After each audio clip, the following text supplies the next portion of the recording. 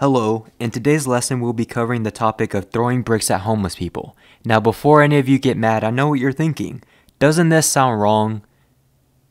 Well, yes.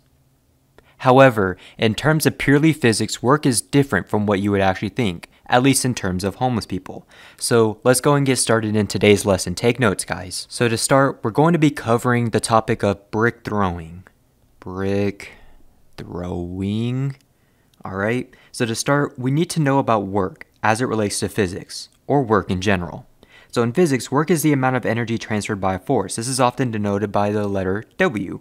And sometimes in work, there's a thing called force. It's often denoted by the variable F. There's also a thing called displacement, which is often denoted by the variable S. And since homeless people don't work, we're talking about throwing bricks at them. We can assume that by this equation, W has to equal F times S. The more force you put into an object, the more work is produced. And what we need to know, since we want to get the most amount of work out of homeless people, we would need to exert a large amount of force and displacement onto them by a brick. The average brick has a strength of 30 newtons per millimeter squared, I don't know, and we want the homeless person to get a job of around, I'd say on average in every city, 20 feet or so.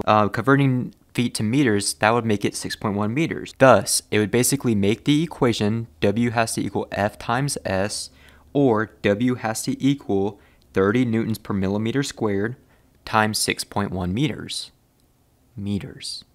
Therefore, we can conclude that the overall amount of work for homeless people that you would need to exert to get a lot of work for homeless people would be calculated to be 183 joules.